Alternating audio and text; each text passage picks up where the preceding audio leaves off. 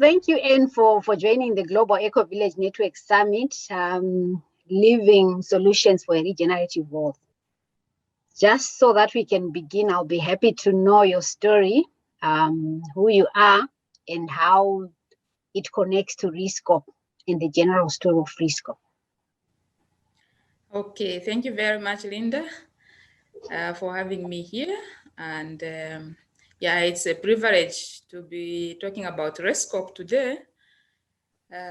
My name is Annie Chikanji. I'm the National Coordinator for SCOPE Zambia, which is a chapter of ReSCOPE. So for ReSCOPE, which is regional schools and colleges permaculture. So the regional part, what makes it a region?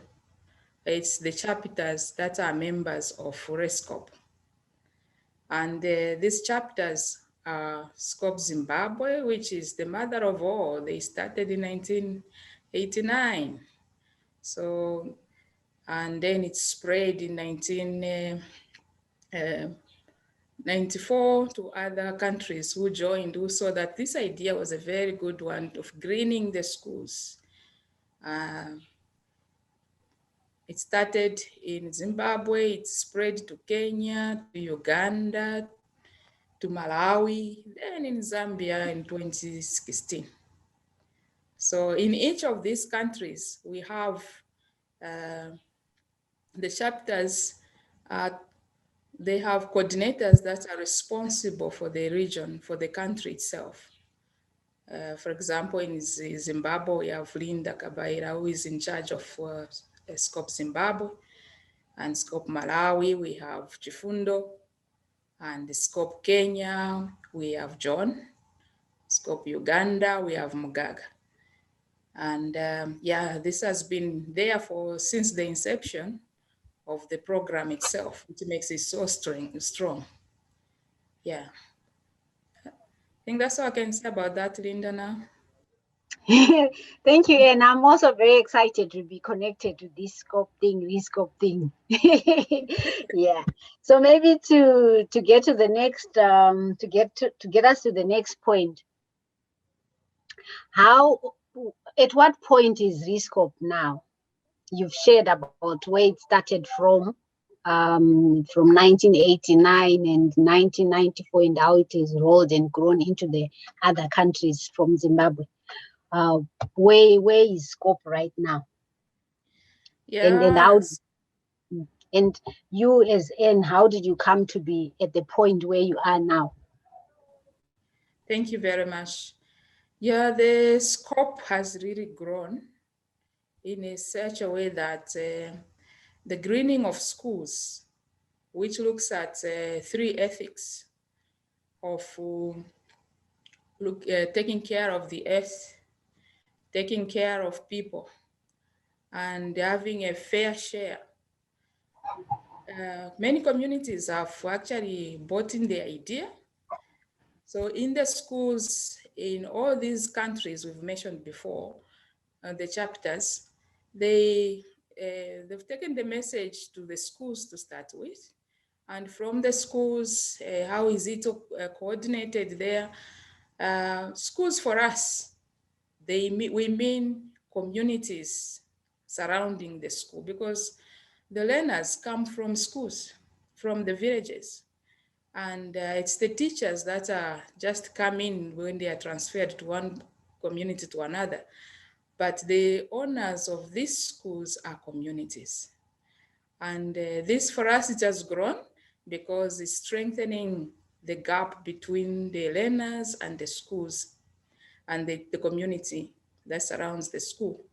Not only the schools, we've also ventured into going into colleges, because that's where SCOPE is.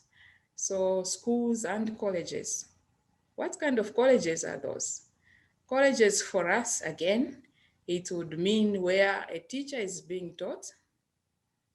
It would mean where also the community that's surrounding the college itself, where a student also is given an experience, exposure of that community.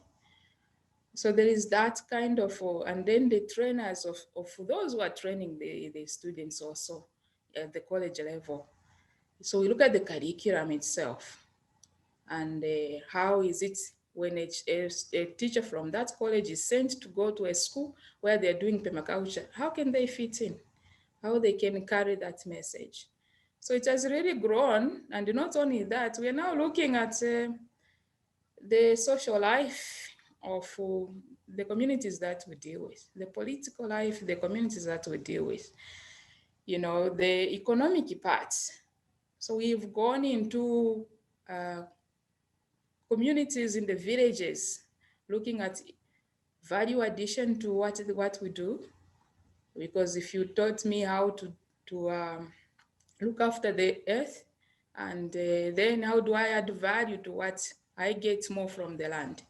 So value addition has come on play now with the communities that we are working with. So it has really expanded from only being from greening schools to colleges to the villages. Thank you.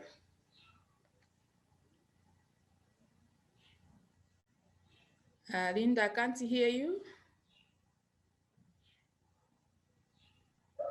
Thank you, Anne. Thank you very much for bringing the different connections from the school to the communities and to the colleges. Maybe as a follow-up to what you've already shared in the existence of different chapters and different people within the ReSCOPE team, what would you say is the passion or the drive behind ReSCOPE and scope from the individual to the collective? Yeah, really our passion in the first place, Linda, is the young people. So the young people for us are very cardinal, are on the center part of what we do. Then the young people could be in the colleges also, the learners that are there. So what kind of an environment are we creating? Are we going to live for them? People are now, governments are very busy selling the land and forgetting that the young people, they don't have anywhere to practice this. They only become dependent. They can only just go to the shop and buy whatever is there. But if they had their own land, they would actually have autonomy to that, and they will grow their own food. They will cook their own food. They will actually eat what they do. And for us, that's the passion of linking, young people and exposing them to these ideas of greening schools. Yeah, thank you, Anne. And maybe moving from the story of where ReSCOPE started from and the great work that you've done with young people so far, and the drive, the passion to see them sail through. Looking at the COVID-19, the situation with the COVID-19, what would you say were the challenges connected to the COVID-19 situation, and how did you navigate? And probably what did you also see as the gifts that came about with COVID-19? Thank you very much, Linda. Yeah, first let me go to challenges. COVID-19, when we first started hearing about it, it became like a disease for the people who are very far. And as Africans, we didn't take that seriously until it hit us. And let me say the 6 months down the line. But our governments were very quick to say the young people here will be at risk. So they were looking at who is going to be affected. So they closed most of the schools. That was the first thing they did. Doing that to the greening of schools, you can imagine how difficult working with communities, with the schools has been for 2 years now. And the lockdown has continued especially in Kenya, where you are not even allowed to go near the school. It has been very difficult. And now the curriculum part for us is a worry, because people have put programs online, how many of those are accessing the online thing? To start with, in Africa, we have the challenge of the network. The network we cannot, cannot be assessed. So it was very difficult even for us to reach out to our members in the communities. So those were kind of cut off from us. And then we worked through member organizations. And these are the ones that are affiliated to all the scopes in each chapter. They could be NGOs, could be faith-based organizations, could be community-based organizations. And these community organizations also were in the same scenario that we are in. They could not reach out to the communities. So it was very difficult to communicate and for people to even get what you need at the right time. It became so difficult. Those are the kind of challenges we've been facing. On the other side, as a blessing of COVID-19, we had to now look at how do we make even the conversation, even just to reach to the communities themselves, the learners themselves. We found ourselves also trying to learn how to do online meetings. And the education capacity building there has started with the secretariats, with the scopes, this out. And also finding the right computers, whether it's cameras, to see that actually it is going to reach the community, and how do we mobilize the logistics? Do people come to the office of an NGO? That's where the meeting takes place? All these things, we had to relearn how to go about it. And in some scopes chapters, we are privileged to actually find funds for the farmers, funds for the schools, funds for the community members, so that we actually try to put together what needs to be put together. So I think the distance now is short because of online meetings, but there are too many also of these online meetings. People get tired of them, and so yeah, we don't know how much attention they put to this, but it has been helpful so far. Yeah, thank you, Anne. I can imagine running a greening schools program online when everything else is meant to be practical, seeing the physical transformation, and then you have to put it online and make sure that the program continues. But it's interesting that ReSCOPE has also managed to move with the times, transform, and still be able to be relevant during these difficult times. Yeah. Thank you very much for that. And then maybe, Bree, what would you imagine being a part of the ReSCOPE and being in the leadership of ReSCOPE? What would you imagine as an alternative economy, an alternative culture within the context that we are in with the work of ReSCOPE? Yes. And do you see any need for us? Do you see any need for that? Indeed, because we look at the holistic way of doing things and the integration part of it. So it's the whole design system. In the design, when you look at the social part of life, we cannot separate it to the economic. You cannot separate it to the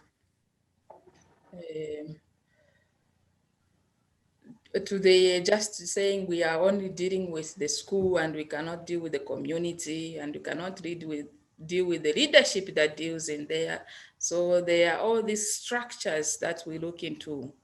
So for us, it's what we are doing is a best way, because it's bringing communities showcasing practical solutions, which moves together. And It's an integration between each other in the community and the environment. So when you look at this, this is the way to go. And yes, it's a good move for that we are doing. And the social life is well appreciated because we are Ubuntu. Ubuntu for us is I am because you are, and you cannot separate yourself from that. So I think it's a good move. The way ReSCOPE is venturing into not just a school, but a village itself. When you educate, they say when you educate a woman, you educate the whole village. So that's how it goes for us. It's the village itself, the holistic way of looking at how life should be done together with appreciating the nature, the Mother Earth. Yeah, interesting. Maybe looking at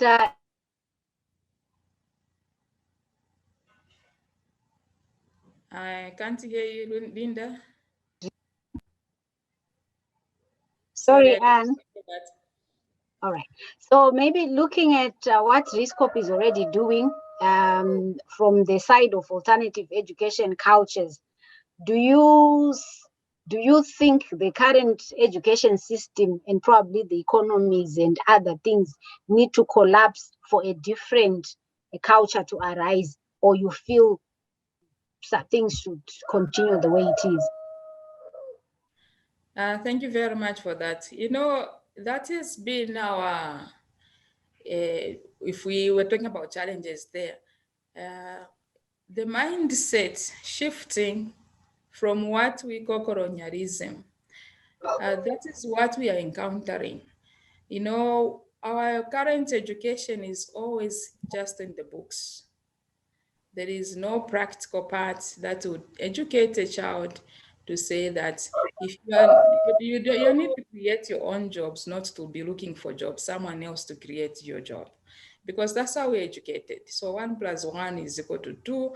It doesn't even make sense what it means in the real sense.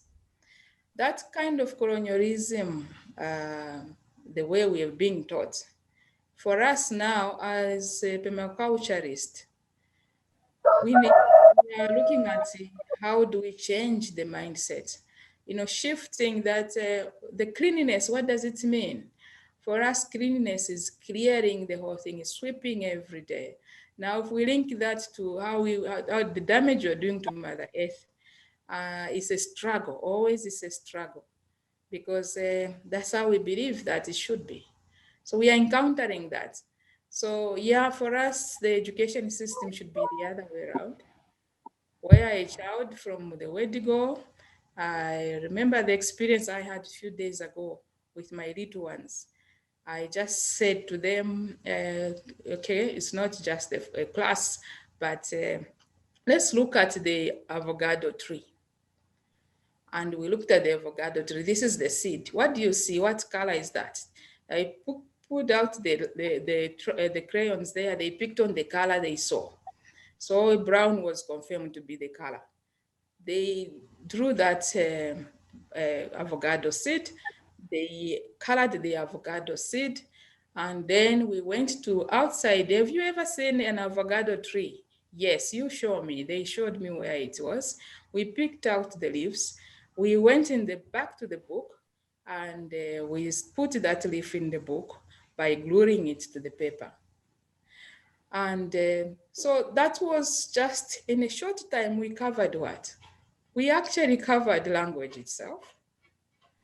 We covered the color itself. We covered the actual crop that they know they have tested. That a child will never memorize that. They will remember that. I think that's what permaculture is doing. Our work in the communities to link what we want to know on paper as the language of how is it written as avocado. But we actually know it because we actually know how it is growing from a seed. I think that's where we want to go, Linda. Thank you, Anne. So in other words, you are saying there is need for the alternative cultures to arise, not just in one sphere, but in when it regards to the social, we bring in the alternative education that solves the practical issues. Yes. All right. Thank you. Yes, thank you, Anne. So maybe you've shared with me the story, a bit of the background of how ReSCOPE started. But I would also want you to share a bit in terms of this story, the story that the ReSCOPE family is telling itself and telling the world. What is that story, which is the root and the grounding of ReSCOPE? Yeah, the story itself is about greening schools. And the greening schools, which just started with one teacher trying to, after attending a training on permaculture in Zimbabwe, 1994, so that, no, this is making sense. The shift that we are talking about, the practical way of teaching.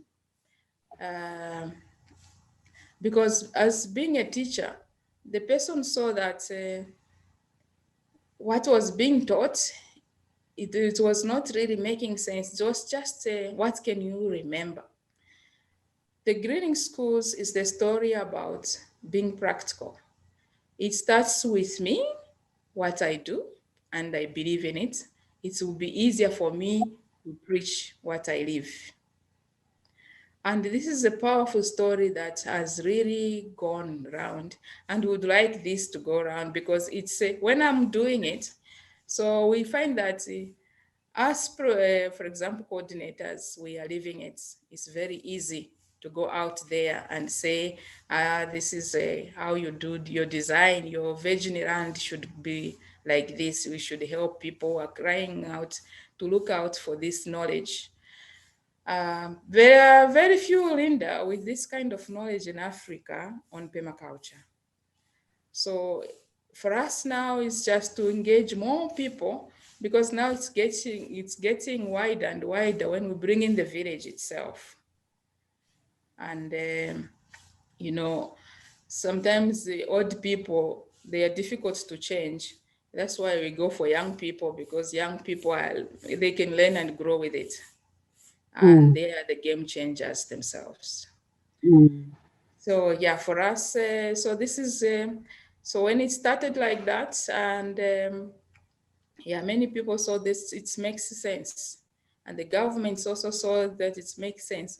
Up to now, I think we are now overwhelmed, Linda. You can you can agree on this one, that we are overwhelmed because the goal is now more wants to go the greener way in the schools, the communities, in the colleges.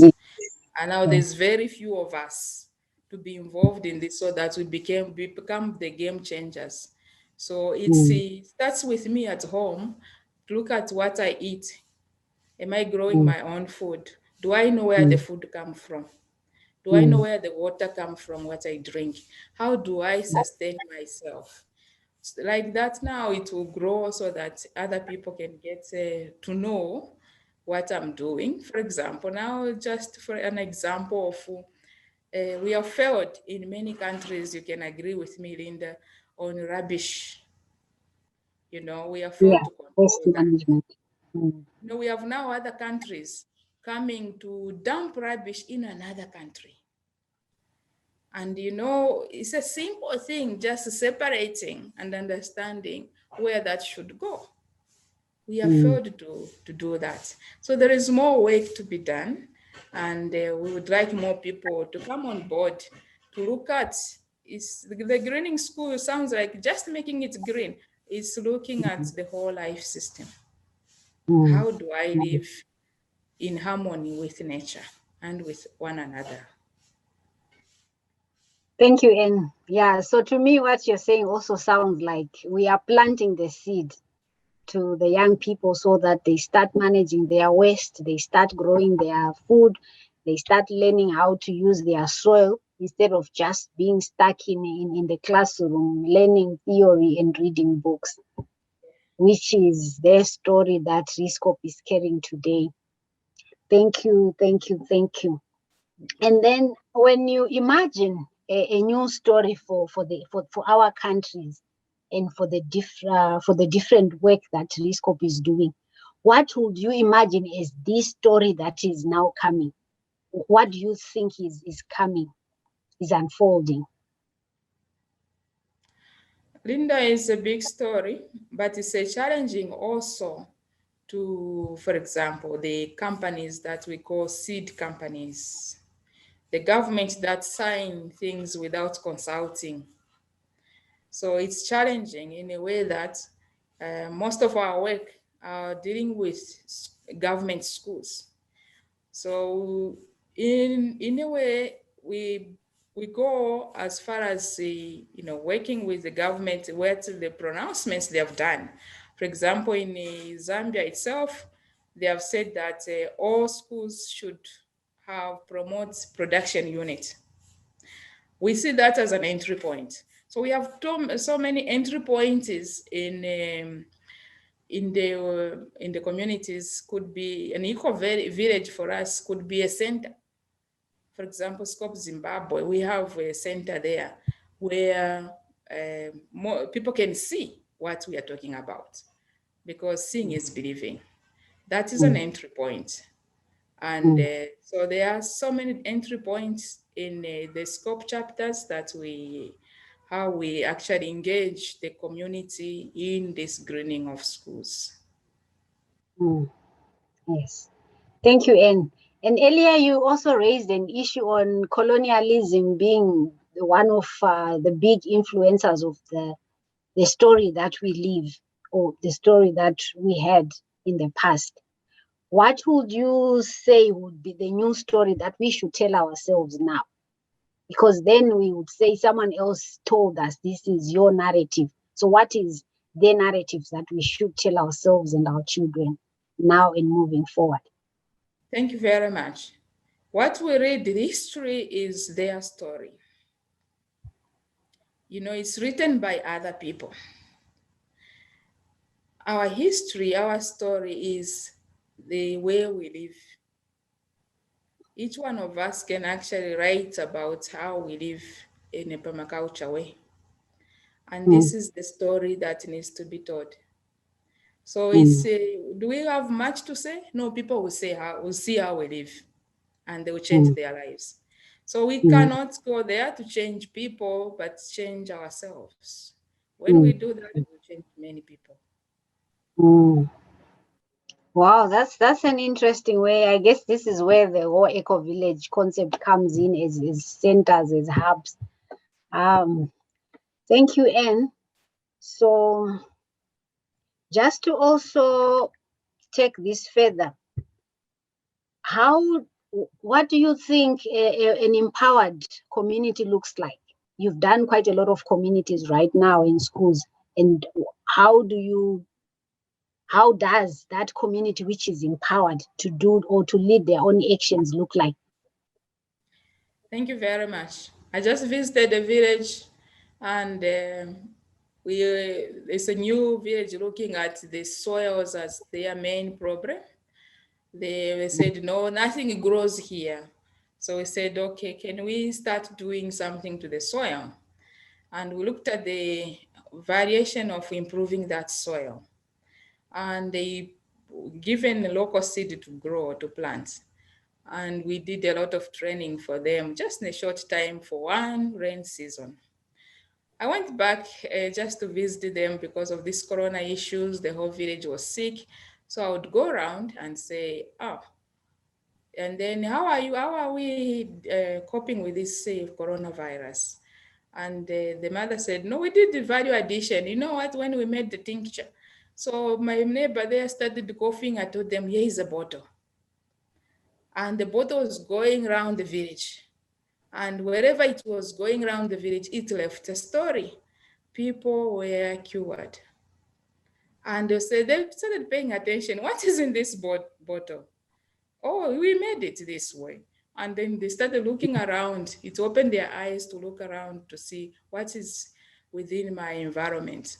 And when I went around to say, oh, you can use this at your own home. You can use this looking at locally available resources. And then the boy came, was roasting the maize. Immediately just came with the maize, can you taste this maize? Now, that's an empowered community. That's, that's what I'm saying. We don't need to go and convince anybody. The story itself will tell, because if they believe it works, it will, that story will go very far. Yeah. Thank you. And yeah, an example of a community that finds solutions, that looks for the possibilities because they've actually been empowered to see those opportunities. So thank you very much, Anne, for the great work that you're doing. So now I'm just about to help us wind up this conversation. So as we wind up, I just want to go specifically to you as Anne and find out what motivates you as Anne, because I also could sense that this is more than just a job, but something that you are actually living. It would be nice to also get that which drives you and motivates you to be there and to help ReSCOPE to live the solutions for a regenerative world. Thank you very much, Linda. Yes, every day I kind of ask myself, even the way, what keeps me going, even things are tough. Yeah, my background, Linda, has been the community person. Growing up, I lost my mother at a very early stage. So I lived in the community and really relied on their support. And when I went for studies, my first thing that I did was early childhood education. It's just from there I have passion for young people. So my exposure of being with different communities in different, let's say, 4 continents in Africa, in the world, gave me that exposure of working with communities, young people, women, people who are in the war zones. I worked with the communities in Central America and El Salvador for 2 years. And that exposed me to, if we fail the young people, they gang up. How can we avoid that? So started doing activities that will prevent that young people joining the other gangs. And from that, when I started taking up development studies in UK, the first question I was asked was, what is development?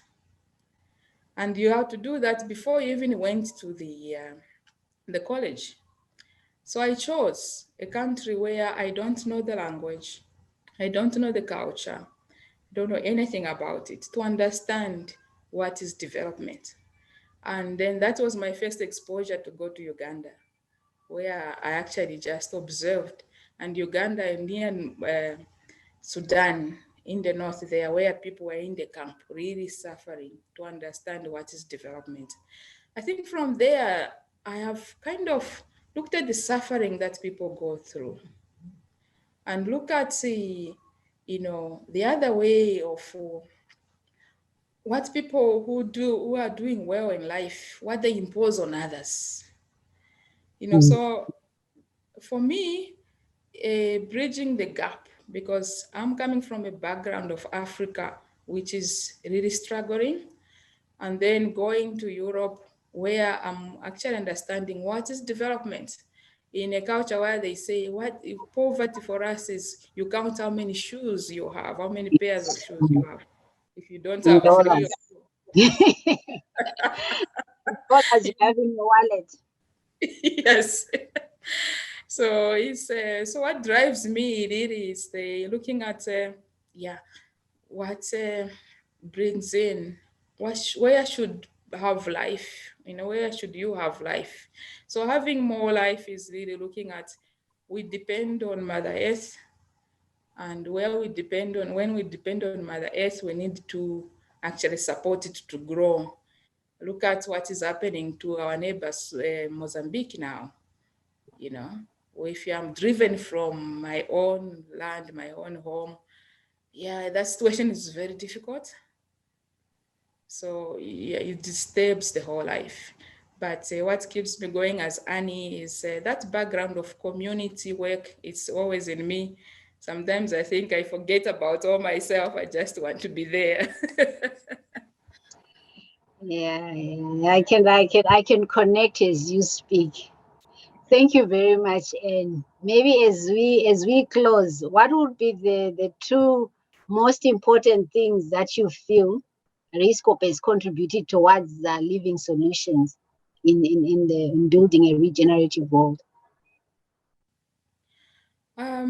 Yeah, thank you very much. And maybe I take this opportunity also to thank the, you know, the summit that is going to take place. Yeah, it's a contribution from regional schools and colleges, permaculture. It's actually bringing continuation of the founder of permaculture, who is an Australian man, you know, Morris. And when I was looking at his first videos, he was looking at, for example, these people who call themselves vegetarians, and the students asked the question, what will happen to them if they just eat vegetables? And Morris said to them, they're going to die. you know, because you cannot live in a world like that. There is not just a meat only or this only. We actually in an ecosystem. So what our contribution really is looking at resources with real new eyes, opening up to know more about where the air I breathe, where is it coming from? If I make my compound or my village a very good place to live and even like to live, and then I ignore all my neighbors, just know that I'll never be at peace. They'll come to steal from me. There will be all these conflicts. Mm. What we're saying is our contribution is to look at the integration, the practical solutions, the moving towards co-creativity, the togetherness, the integration. Thank you. Thank you very much, Anne, for your contribution and joining the Gen Online Summit, Living Solutions for a Regenerative World.